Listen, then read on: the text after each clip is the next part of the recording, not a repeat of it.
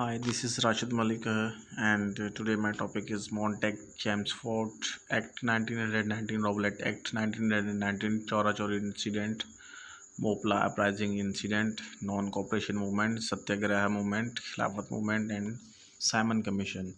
तो आज हम जो है पाकिस्तान स्टडी इंडो पाक हिस्ट्री के जो है ये सारे टॉपिक्स आज हम कवर करेंगे और इसके की पॉइंट्स और साथ ही साथ हम इसकी जो है थोड़ी सी बैकग्राउंड के साथ जो है हम ये चीज़ें पढ़ेंगे।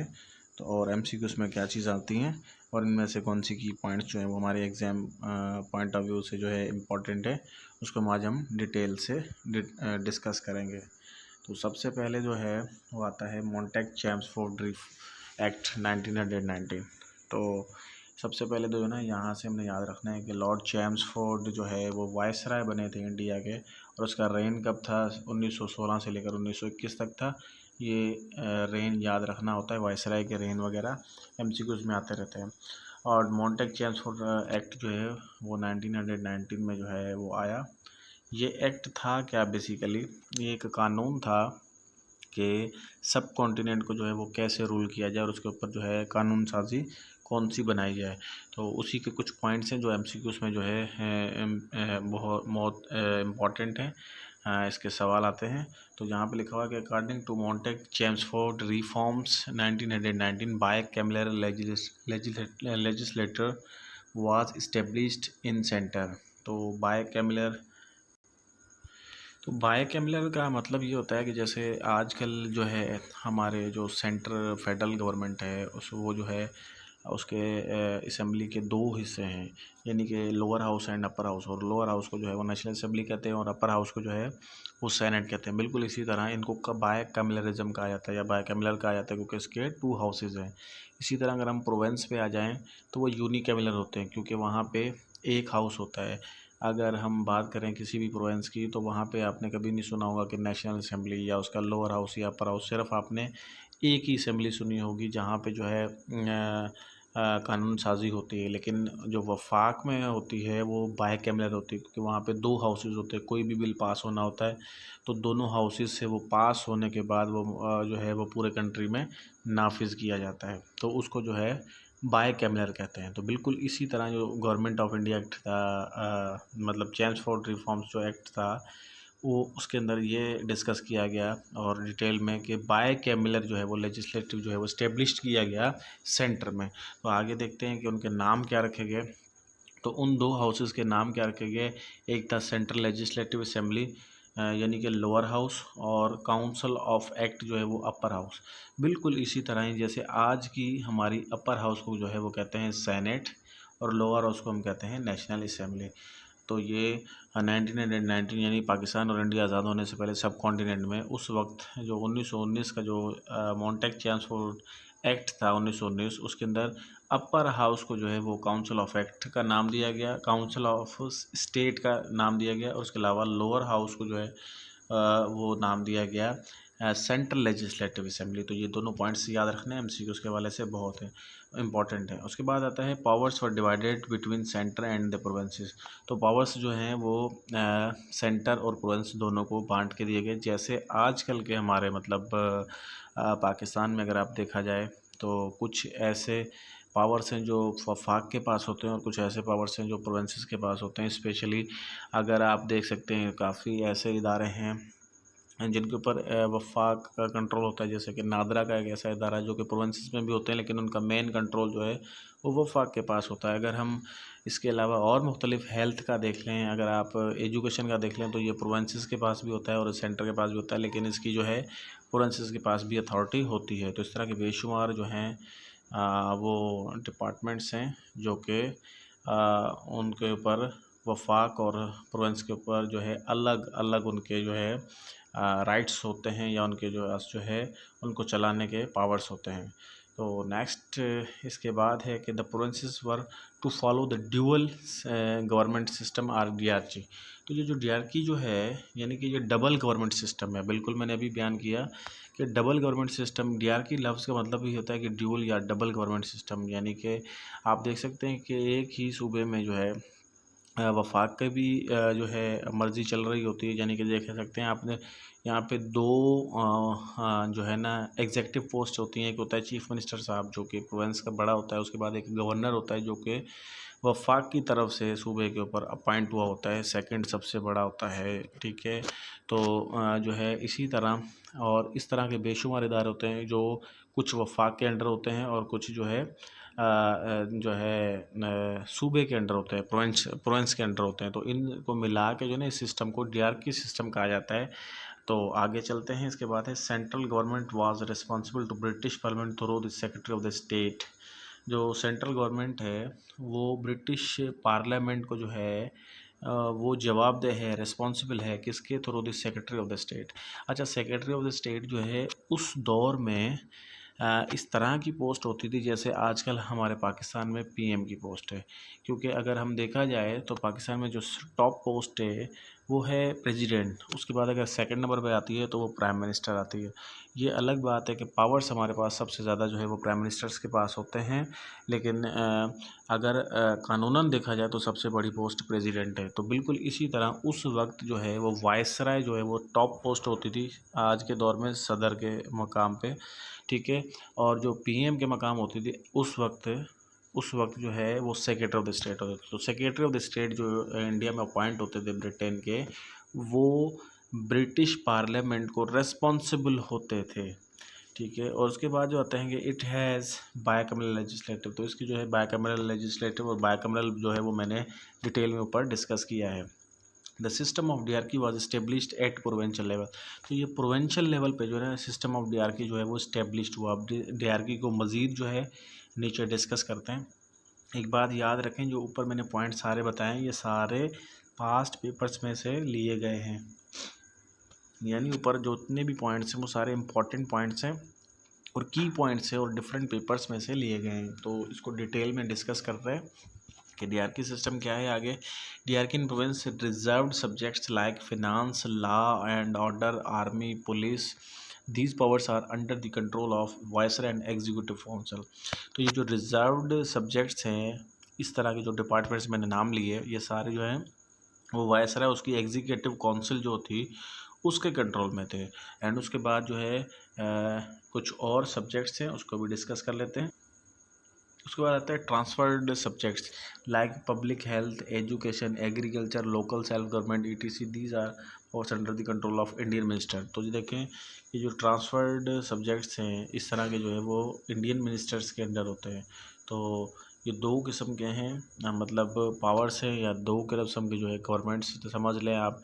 तो इसको जो है डीआरकी सिस्टम भी कहा जाता है। द मॉन्टेक चैप्स reform report stated that there should be a review after 10 years. तो ये जो कानून बन रहा था उस वक्त सब कॉन्टिनेंट में 1919 में, यानी कि मॉन्टेक चैम्सफोर्ड रिफॉर्म्स जो है उसमें एक तय किया गया कि ये जो भी हमने कानून बनाए हैं इसको 10 साल बाद रिव्यू किया जाएगा। इस कॉन्स्टिट्यूशन के अंदर अगर कोई चीज़ की एक्सटेंशन करनी होगी या एलिमिनेशन करनी होगी या सब्ट्रैक्शन या एडिशन करनी होगी किसी भी चीज़ की, तो वो 10 साल के बाद इसको रिव्यू किया जाएगा। तो अच्छा, इसके बाद आते हैं अगला पॉइंट के सिस्टम जो है डीआरकी का वो प्रोवेंस लेवल पे जो है वो इंट्रोड्यूस किया गया। यानी प्रोवेंस लेवल पे जो है ना दो किस्म के रिजर्व सब्जेक्ट्स और उसके अलावा ट्रांसफर्ड सब्जेक्ट्स जो है वो हमने डिस्कस किया कि रिजर्व कौन से होते हैं और ट्रांसफर्ड कौन से होते हैं। इसमें एक सेंट्रल के पास हैं जो संभालने होते हैं और एक उसके अलावा वो प्रोविंस को जो है वो संभालने होते हैं। तो इनको डीआरकी सिस्टम कहा जाता है, यानी डबल गवर्नमेंट सिस्टम। उसके बाद जो है हम आते हैं लास्ट पॉइंट के डीआरकी जो है वो प्रोविंस लेवल पे कब से कब तक चली या कब से कब तक जो है ये सिस्टम चला। तो ये इंपॉर्टेंट पॉइंट है एमसीक्यूज़ के वाले से। तो 1921 से लेकर 1937 तक, जबकि ये एक्ट जो है वो 1919 का है। जबकि डीआरकी सिस्टम जो है वो प्रोविंस लेवल पे 1919 में नहीं, वो 1921 से स्टार्ट हुआ और 1937 तक जो है ये सिस्टम चला। तो ये था मॉन्टेक चैम्सफोर्ड जो है रिफॉर्म्स।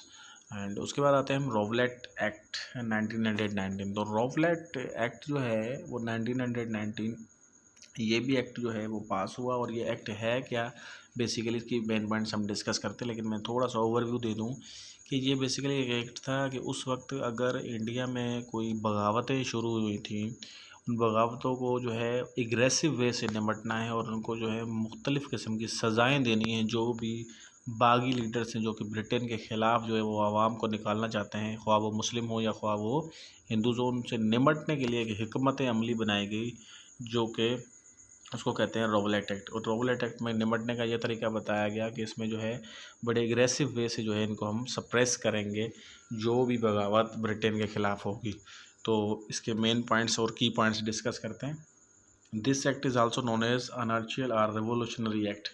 ठीक है, इसको जो है अनार्चियल या रिवोल्यूशनरी एक्ट भी कहते हैं, क्योंकि इसके एक्ट के आने के बाद बहुत ज़्यादा शिद्दत आ गई कि इंडियंस जो है वो हिंदूज़ और मुस्लिम जो है वो अलग कंट्री की जो है जो एक पॉइंट ऑफ व्यू था वो और ज़्यादा जो है उनका इस पे जो है ज़्यादा हो गया उनका ज़ोर कि हम अलग कंट्री बनाएं। एंड उसके बाद आते हैं कि कमेटी अंडर द जस्टिस रॉवलेट। अब ये इम्पोर्टेंट पॉइंट है कि ये कमेटी थी जो कि अंडर जस्टिस था S.A. रॉवलेट, जो कि अपॉइंट किया, जिसने सजेस्ट किया था कि Mayer and committee to presented its report to the government in 1918। तो ये रिपोर्ट बनाई और मतलब एक कमेटी बनाएगी जो कि रिपोर्ट करेगी गवर्नमेंट को इन 1918 के अंदर ये कमेटी बनाएगी। It was enacted in the light of perceived threat from the revolutionary nationalist. तो ये जो है एक बनाया गया कि रिवोल्यूशनरी जितने भी नेशनलिस्ट हैं उनको से कैसे निपटा जाए। The British government pass the Rowlatt act which gave powers to police to arrest any person without any reason whatsoever. तो ब्रिटेन ने जो एक एक्स्ट्रा पावर जो है वो पुलिस को दे दी कि वो किसी भी आदमी को विदाउट किसी रीज़न के या विदाउट किसी जो है अरेस्ट वारंट के उसको अरेस्ट कर सकते हैं। तो ये एक एक्स्ट्रा जो है वो दिया गया कि किसी भी तरीके से कोई भी मजमा ना हो या कोई भी जो है पब्लिक गैदरिंग ना हो जिससे जो है ब्रिटेन के ख़िलाफ़ कोई उकसा सके कोई लीडर। एंड उसके बाद आता है Quaid-e Azam resigned from the legislative council in the sheer protest against in Rowlatt act. ये मोस्ट इम्पॉर्टेंट सवाल है MCQ के हवाले से, क्योंकि कायदे आज़म मोहम्मद अली जिन्ना साहब जो थे ये भी सेंट्रल लेजिस्लेटिव के जो है ना मेंबर थे।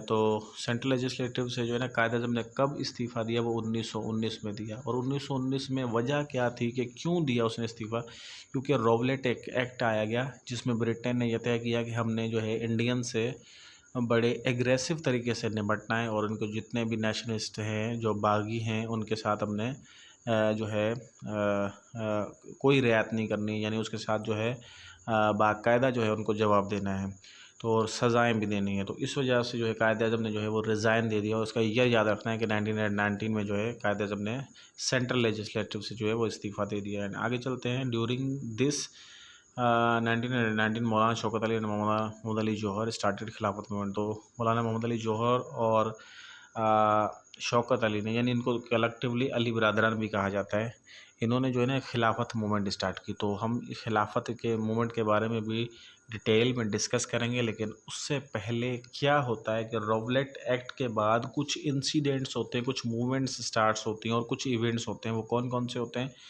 नंबर 1 पे है जलियांवाला बाग इंसिडेंट। अब जलियांवाला बाग इंसिडेंट के बहुत ज़्यादा MCQs आते रहते हैं, इसको आपने ये स्टोरी बाय स्टोरी याद रखना है और इवेंट बाय इवेंट याद रखना है कि इवेंट कैसे चल रहे हैं। अब जो है रॉवलेट एक्ट एक मुतनाज़ा एक्ट था जिसमें ये तय किया गया कि इंडियन ने जो बागी हैं उनको कैसे जो है हमने निमटना है। अब इससे क्या हुआ कि इसके ख़िलाफ़ और ज़्यादा शिद्दत आ गई। अब इसमें सबसे नंबर 1 पे जो है था वो जलियांवाला बाग इंसिडेंट। उसके बाद और ज़्यादा शिद्दत आई। जलियांवाला बाग इंसिडेंट में ये होता है कि आम पब्लिक को रॉवलेट एक्ट का इतना नहीं मालूम होता और ना ही कोई इतनी सोशल मीडिया या कोई प्रिंट मीडिया कोई ख़ास इतना था। तो जलियांवाला बाग इंसिडेंट में होता क्या है कि पब्लिक एक जगह पे इकट्ठी होती है, एक मजमा इकट्ठा हुआ होता है, जबकि रॉवलेट एक्ट में ये भी एक पॉइंट होता है कि कहीं पे भी लोग इकट्ठे ना हो, एक पब्लिक गैदरिंग ना हो। जबकि जलियांवाला बाग में इंसिडेंट में क्या होता है कि यहाँ पे एक बहुत ज़्यादा तादाद में लोग इकट्ठे होते हैं जो कि ब्रिटेन के ख़िलाफ़ कोई एहतजाज का प्रोग्राम बना रहे होते हैं। तो ऊपर से वहाँ पे इनका कत्लेआम होता है, तो इसको कहते हैं जलियांवाला बाग इंसिडेंट। और इसकी डेट याद रखनी है कि 13 अप्रैल 1919 में जो है ये जलियांवाला बाग इंसिडेंट जो है वो अक्कर हुआ। तो उसके बाद जो है इसके नेक्स्ट पॉइंट की पॉइंट्स देख लेते हैं। The incident happened in the city of Amritsar. ये याद रखना है कि अमृतसर की सिटी में जो है ये जो है हुआ। और उसके बाद होलीस्ट प्लेस है सिखों की अमृतसर। उसके बाद आते हैं कि British commander general Dyer opened fire without warning to disperse. अच्छा, अगर मजमा हो भी जाए, इस तरह का कोई एक्ट भी था, तो इसको प्रोटेस्ट में मतलब इनको पहले ऐलान करना चाहिए था कि हम फायर ओपन करने वाले हैं, आप लोग यहाँ से चले जाएं, अगर अदरवाइज़ हम ओपन करेंगे फायर। तो बिना किसी ऐलान किए जनरल डायर ने जो है उनके ऊपर फायर खोल दिए, जिससे बहुत ज़्यादा कत्लेआम हुआ, जिसको मसाकरे, झालियांवाला बाग मसाकरे भी कहते हैं, यानी कत्लेआम। ठीक है, तो इसमें यहाँ पे काम की पॉइंट्स क्या है, एमसीक्यूज़ के हवाले से ये तो है स्टोरी। अब इसमें एक ही पॉइंट्स ये हैं कि जनरल डायर थे जिन्होंने ऑर्डर किया था कि फायर जो है वो किया जाए इनके ऊपर। तो ये है की पॉइंट। एंड उसके बाद आते हैं, एक नॉन कोऑपरेशन मूवमेंट स्टार्ट की गई इंडिया में। अच्छा, नॉन कोऑपरेशन मूवमेंट में पहला पॉइंट ये कि नॉन कोऑपरेशन मूवमेंट स्टार्ट कब हुई, 1 अगस्त 1920 को ये स्टार्ट हुई। 1920 से लेकर 1922 तक ये चली। ठीक है, तो नॉन कोऑपरेशन मूवमेंट के ये इंपॉर्टेंट पॉइंट्स हैं, ये एमसीक्यूज़ में आते रहते हैं कि नॉन कोऑपरेशन मूवमेंट जो है वो कब स्टार्ट हुई। अब इस जो है नॉन कोऑपरेशन मूवमेंट का मकसद क्या था, इसका मकसद ये है कि this movement with the aim of self governance and obtaining full independence as Indian National Congress withdraw its support for British reforms following Rowlatt act of 21 March 1919 and Jallianwala Bagh massacre of 13 April 1919। तो इसका मकसद ये था कि हमें सेल्फ गवर्नेंस यानी अपनी अलग जो है वो गवर्नेंस चाहिए, उसके अलावा फुल इंडिपेंडेंस, फुल आज़ादी चाहिए। ये था किसके बाद कि रॉवलेट एक्ट के बाद एक झालियांवाला बाग मसाकर हो, तो उसके बाद एक नॉन कोऑपरेशन मूवमेंट स्टार्ट की गई इंडिया में, जो कि गांधी जी ने स्टार्ट की। एंड उसके साथ ही एक और मूवमेंट स्टार्ट की गई जिसका नाम था सत्याग्रह मूवमेंट। और सत्याग्रह मूवमेंट जो है ये भी गांधी ने स्टार्ट की अगेंस्ट दिस एक्ट। तो ये भी इसके एक्ट के ही खिलाफ की गई। अब Satyagraha movement and non cooperation movement में फिर क्या डिफरेंस है, यानी नॉन कोऑपरेशन मूवमेंट भी जो है वो कत्लेआम और उसके अलावा रॉवलेट एक्ट के खिलाफ, और सत्याग्रह भी इसी के खिलाफ। तो इन दोनों मूवमेंट में डिफरेंस क्या है वो नीचे हम डिस्कस करेंगे, लेकिन इसकी एक और की पॉइंट देख लेते हैं। According to the Gandhi, the main objective of satyagraha to eradicate the evil or to reform the opponents. तो ये था कि ये जो भी इसके अंदर इस रॉवलेट एक्ट में जो पॉइंट्स दी गई हैं निमटने की, इसको ख़त्म की जाए या इनके अंदर जो है अमेंडमेंट की जाए, इनके अंदर कोई तरमीम की जाए। अब आते हैं कि सत्याग्रह और नॉन कोऑपरेशन मूवमेंट के दरमियान डिफरेंस क्या है। तो पॉइंट नंबर 1 है कि Satyagraha and non cooperation movement जो है वो both movement led by Mohandas Karamchand Gandhi ji ने ही स्टार्ट की थी। And both movements were for Indian independence from the British rule. दोनों मूवमेंट्स का मकसद ये था कि ब्रिटिश रूल से जो है वो इंडिया को आज़ादी देना और अलग एक अपना सेपरेट जो है वो country banana. But Satyagraha is non violent resistance for long period and the non cooperation movement was a significant phase of Indian independence movement at short period. Satyagraha movement जो है वो एक नॉन वायलेंट जो है ना movement थी, यानी इसके अंदर कोई भी जो है पुरअमन एक किस्म से समझ लें कि मूवमेंट थी। इसके अंदर कोई एहतजाज ऐसे नहीं थे जिसके अंदर कोई तशद्दुद वाला वाक़या हो। जबकि नॉन कोऑपरेशन मूवमेंट जो है वो सिर्फ़ और सिर्फ 1920 से लेकर 1922 तक चली, और इसके दरमियान बहुत से वाक़यात जो है इस वजह से जो है इसको बंद करना पड़ा या इसको ख़त्म करना पड़ा इस मूवमेंट को। उसके बाद आते हैं कि its led by Gandhi after Jallianwala Bagh massacre. तो ये भी जो है गांधी जी ने स्टार्ट किया था, लेड किया था, जो कि झालियांवाला बाग मसाकर के बाद हुआ था।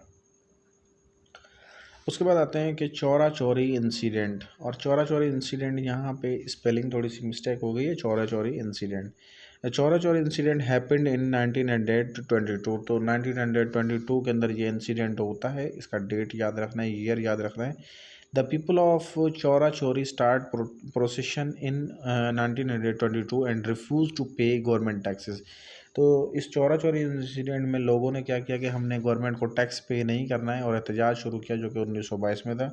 इस प्रोटेस्ट में क्या होता है कि पुलिस के कुछ जो है पुलिस स्टेशंस के करीब जो है आग लगा दी जाती है और 21 पुलिस वालों को जिंदा जला दिया जाता है इस प्रोटेस्ट पुरतशद्दुद वाक़यात के बाद। तो after this incident Gandhi call of non cooperation movement. तो नॉन कॉपरेशन मूवमेंट से ये हो रहा था कि लोगों के अंदर एक तैश था और वो जो है वो डायरेक्ट जो है वो लोगों को मारना शुरू हो गए और उसके अलावा ब्रिटेन के साथ फाइट करना शुरू हो गए और अपने ही पुलिस या अपने ही लोगों को भी मारना शुरू हुए जो कि ब्रिटेन के साथ थे। तो इस तरह का सिस्टम सारा देखकर जो है फिर गांधी जी ने जो है ये फैसला किया कि नॉन कॉपरेशन मूवमेंट को ख़त्म कर दिया जाए। एंड उसके बाद आते हैं नेक्स्ट इवेंट है मोपला अपराइजिंग। अब यहाँ पे काम के पॉइंट्स क्या हैं जो एमसीक्यूज़ के हवाले से हैं, वो ये हैं कि चौरा चौरी इंसिडेंट 1922 में हुआ और उसके अलावा इसमें था क्या कि हमने रिफ्यूज़ किया, मतलब इंडियंस ने रिफ्यूज़ किया कि गवर्नमेंट को टैक्स जो है वो पे नहीं करेंगे। एंड उसके बाद क्या होता है कि 21 जो है वो पुलिस पर्सन्स जो है वो ज़िंदा जला दिए जाते हैं। ये 4 पॉइंट्स हैं एमसीक्यूज़ के जो कि इम्पॉर्टेंट है। एंड उसके बाद आते हैं मोपला अपराइजिंग। तो मोपला अपराइजिंग इंसिडेंट जो है ये 1921 में होता है। इसके अंदर क्या है कि यहाँ पे जो है in this incident Muslims Moplah of Kerala fought against British rule. इसमें मुसलमानों ने एक बहुत बड़ी जो है वो बगावत की और ब्रिटेन को जो है चैलेंज किया और काफ़ी जो है परेशान भी किया ब्रिटेन को कुछ अरसे के लिए, क्योंकि इंडियंस ने यानी कि हिंदूज़ ने जो है वो उसका साथ मुस्लिम्स का नहीं दिया, लेकिन अकेले मुस्लिम्स ने फ़ाइट किया, ब्रिटेन को काफ़ी परेशान किया। तो एक ये बहुत ही ज़बरदस्त जो है कुछ अरसे के लिए मुसलमानों ने जो है इनके साथ फ़ाइट की। तो ये था एक मोपला अपराइजिंग जो कि केरला के मुस्लिम्स ने ब्रिटिश रूल के अगेंस्ट एक फ़ाइट की, तो इसको कहते हैं मोपला अपराइजिंग। एंड नेक्स्ट आ जाते हैं अब खिलाफत मूवमेंट के ऊपर। तो खिलाफत मूवमेंट जो है कंटिन्यूड फ्रॉम 1919 टू 1924। 1919 से लेकर 1924 तक जो है ये खिलाफत मूवमेंट चली और ख़िलाफ़त मूवमेंट को जो है इंडिया में चलाने वाले अली ब्रदर्स थे, यानी कि मौलाना शौकत अली एंड मौलाना मोहम्मद अली जौहर। अच्छा, इसके लिए खिलाफत मूवमेंट को समझने के लिए हमें पहले फ़र्स्ट वर्ल्ड वार और उसके दरमियान क्या हिस्ट्री थी उसको थोड़ा सा डिस्कस करना होगा। उसके बाद हम आएंगे खिलाफत मूवमेंट के, क्योंकि खिलाफत मूवमेंट और वर्ल्ड वार वन एक दूसरे से इंटरकनेक्टेड हैं। तो फर्स्ट वर्ल्ड वार जो है वो 1914 से शुरू होती है जो कि 1918 तक चलती है, यानी 4 साल ये जंग आलमी चलती है। इसके अंदर क्या होता है कि जर्मनी, ऑस्ट्रेलिया, हंगरी, बुल्गारिया ये जो हैं और उसके साथ इनके साथ ऑटोमन एम्पायर ये मिल के जो है इनको कहते थे सेंट्रल पावर्स। ये एक साइड थे, एक पार्टी थी और इन्होंने फाइट की किसके खिलाफ? Great Britain, France, Russia, Italy, Japan, Romania, Japan and United states. तो इनको कहते थे अलाइड पावर, यानी कि अब दो पावर्स जो है आपस में एक दूसरे के साथ लड़ना शुरू हुई। एक था सेंट्रल पावर और एक था अलाइड पावर्स। तो सेंट्रल पावर्स में कौन से कंट्रीज़ थे वो भी मैंने बताया और अलाइड पावर्स में कौन से कंट्रीज़ थे ये भी बताया। फाइट होती है तो फाइट के बाद एक पार्टी जीतती है, एक पार्टी हारती है। तो बिल्कुल इसी तरह अलाइड पावर ने जो है ना ये जंग जीती। अच्छा, जंग जीतने के बाद फिर क्या होता है कि जो जीतने वाला होता है वो हारने वाले के साथ कुछ भी करे वो उसकी मर्ज़ी होती है। तो उस ओटोमन एम्पायर उस वक्त दुनिया में बहुत बड़ी एम्पायर थी और बहुत सारे कंट्रीज़ इसके अंडर आते थे, यानी काफ़ी यूरोपियन कंट्रीज़ भी इसके अंडर आते थे। उसके अलावा ये तुर्की इसी का ही बड़ा मेन हिस्सा है। Saudi Arabia, Iraq, Iran, Syria और मुख्तलिफ सेंट्रल मतलब मिडल ईस्ट के जो कंट्रीज़ हैं वो ऑटोमन एम्पायर के अंडर ही आते थे और इतनी ये बड़ी थी ऑटोमन एम्पायर कि ये यूरोपियन भी कंट्रीज़ काफ़ी इसके अंडर रहे हैं। तो होता ये है कि ये ऑटोमन एम्पायर भी उन हराने वाले पावर्स में होती है, यानी हार जाते हैं ये अलाइड पावर्स जीत जाते हैं तो फिर ऑटोमन एम्पायर जो है उसको तोड़ दिया जाता है मुख्तलिफ छोटी छोटी स्टेट्स में।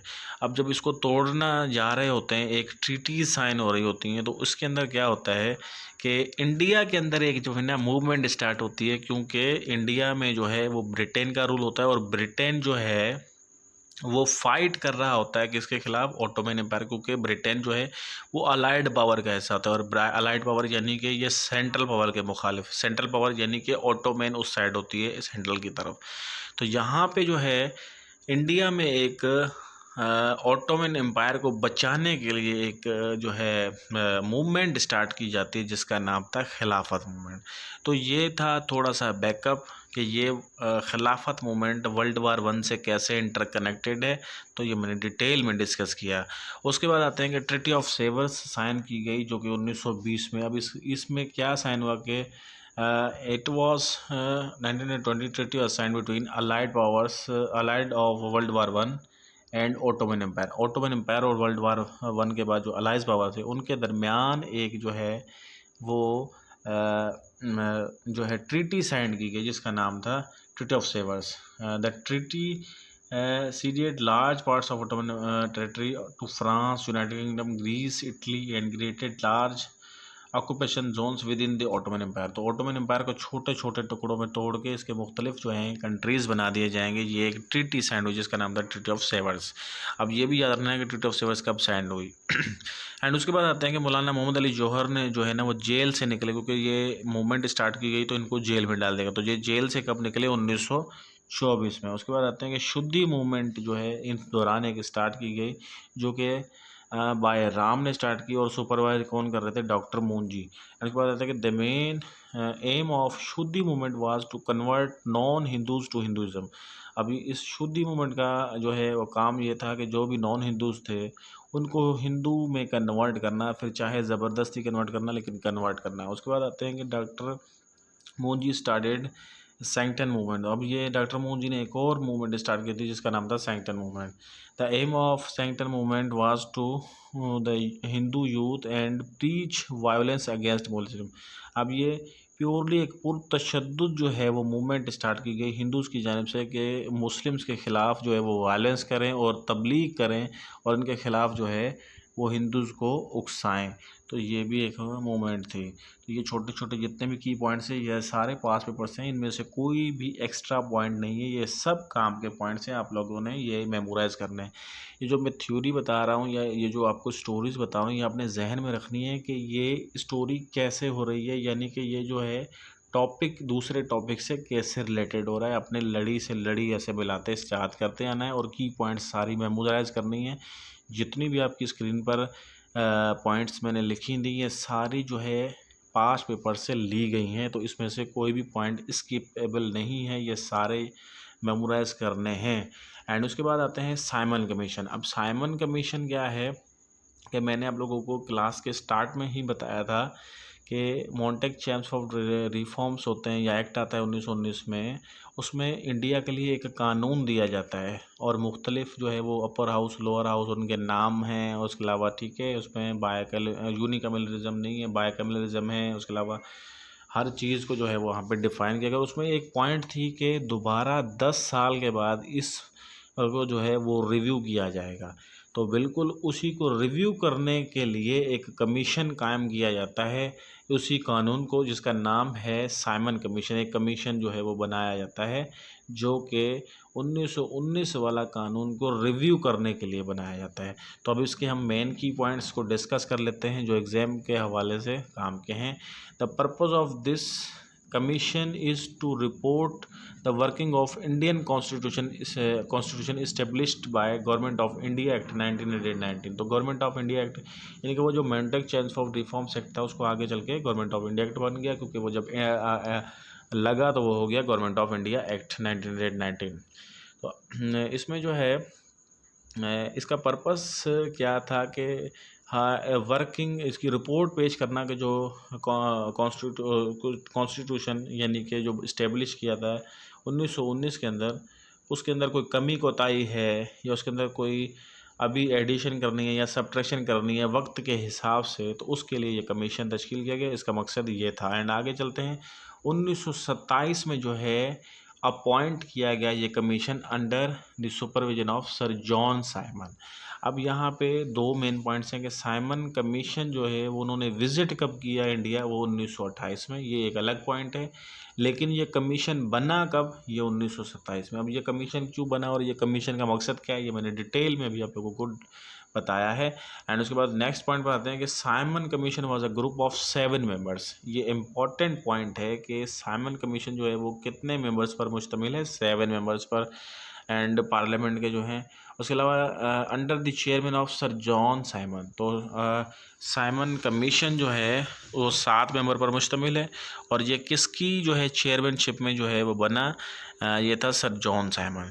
एंड उसके बाद आते हैं कि सर जॉन मतलब Simon commission visited India in 1928, 1928 के अंदर जो है साइमन कमीशन ने इंडिया को विजिट किया। एंड उसके बाद आते हैं Simon commission publish its report इन 1930। तो 1930 के अंदर जो है इन्होंने अपनी रिपोर्ट जो है वो पब्लिश की। अच्छा, ये था मेरे आज का क्लास, और उसके अंदर जो मुख्तलिफ टॉपिक्स थे वो मैंने आप लोगों को एक्सप्लेन किए। अच्छा, इसके साथ साथ मैं आपको थ्योरी आगे थोड़ी सी इसके बाद बता देता हूँ कि इसके बाद क्या होगा। उसके जो की पॉइंट्स है वो हम इंशाल्लाह नेक्स्ट क्लास में डिस्कस करेंगे, लेकिन थ्योरी थोड़ी सी मैं बता दूँ कि इसके बाद होता क्या है। इसके बाद जो है साइमन कमीशन जब इंडिया में आता है कि दोबारा इस कानून को रिव्यू करें 10 साल बाद, मतलब रिव्यू करने आता है, तो इंडियंस जो है वो बगावत पर उतर आते हैं। वो कहते हैं कि ये कॉन्स्टिट्यूशन हमारे लिए बन रहा है तो ये हम बनाएंगे, अंग्रेज़ हमारे पर आके हमारा कैसे कानून बनाएंगे। तो हिंदूज़ ने जो है ना इनके ऊपर जो है वो एतराज़ किया, और उन्होंने कहा कि हम अपना कॉन्स्टिट्यूशन बनाएंगे अपना खुद। तो उस वजह से जो है फिर हिंदूज़ अपना कॉन्स्टिट्यूशन बनाते हैं। तो उस वक्त जो सेक्रेटरी ऑफ द स्टेट होते हैं वो चैलेंज देते हैं, बिरकिन हेड जो है वो सेक्रेटरी ऑफ द स्टेट होते हैं, वो चैलेंज से जो है वो देते हैं कि अगर आप में इतनी काबिलियत है तो आप अपना कानून खुद बना के दिखाएं। तो फिर नेहरू अपनी एक रिपोर्ट पेश करते हैं 1928 में, यानी कि साइमन कमीशन से पहले ही जो है 1928 में हिंदूज़ एक अपनी रिपोर्ट कलेक्टिवली बना के पेश करते हैं कि ये कानून होना चाहिए। अब वो कानून में सारे हिंदूज़ की अपनी पॉइंट्स होती हैं, उनके अंदर कुछ मुस्लिम मेंबर्स भी होते हैं लेकिन वो बराए नाम होते हैं, लेकिन उनमें सारी पॉइंट्स जो हैं वो हिंदूज़ की फेवर्स में होती हैं। लेकिन मुसलमानों को वो चीज़ पसंद नहीं होती। मुसलमान जो हैं वो कायद-ए-आज़म को अपना लीडर मानते हैं और कायद-ए-आज़म को जो है अपना सरबराह मानते हैं। तो इसी तरह मुस्लिम्स फिर एक अपनी डिमांड पेश करते हैं और अपना कानून पेश करते हैं, जिसको कहते हैं कायद-ए-आज़म के 14 निकात, उसने 1929 में दे दिया। अब साइमन कमीशन ने अपनी रिपोर्ट पेश की 1930 में। तो अब ये 3 चीज़ें मुख्तलिफ हो गई। कौन सी चीज़ें कि 1928 में हिंदूज़ ने नेहरू रिपोर्ट पेश कर दी, 1929 में कायद-ए-आज़म ने अपने 14 नुकात पेश कर दिए, और 1930 में वो हो गई साइमन कमीशन की रिपोर्ट। अब ये हो गई 3 चीज़ें, यानी अब जो है इंडिया के लिए एक बिग चैलेंज हो गया, ब्रिटेन के लिए भी, कि ये 3 आ गई हैं चीज़ें। अब तीनों में से इंडिया के ऊपर क्या लागू हो। तो अब यहाँ पे इस डेडलॉक को ख़त्म करने के लिए फिर होती हैं राउंड टेबल कॉन्फ्रेंसेस, और राउंड टेबल कॉन्फ्रेंसेस की भी सीरीज़ चलती है। 3 राउंड टेबल कॉन्फ्रेंसेस होती हैं। उसके बाद जो है कुछ हिंदूज़ की बातें मानी जाती हैं, कुछ मुस्लिम्स की बातें मानी जाती हैं, कुछ ब्रिटेन की बातें मानी जाती हैं, और कुछ वहाँ के जो लोकल महाराज जो होते हैं उनकी मानी जाती हैं। तो फिर एक कलेक्टिवली जो है एक कानून बनता है जिसको कहते हैं गवर्नमेंट ऑफ इंडिया एक्ट 1935। अब ये मैंने सिर्फ ओवरव्यू आपको दिया है। आज की क्लास साइमन कमीशन के बाद वाला जो भी बताया, ये सिर्फ आप लोगों को थ्योरी बताई है कि 1935 तक थ्योरी में आगे क्या होता है, लेकिन जो इसके की पॉइंट्स हैं वो डिटेल में इंशाल्लाह हम नेक्स्ट क्लास में डिस्कस करेंगे, जिसमें से मैं आपको काम की पॉइंट्स बताऊंगा एमसीक्यूज़ के हवाले से किसी भी इम्तिहान में। तो आज का क्लास मेरा कंप्लीट हुआ, एंड इंशाल्लाह नेक्स्ट क्लास में एक नए टॉपिक के साथ आपके सामने फिर हाज़िर होंगे। तब तक के लिए मुझे इजाज़त दीजिए।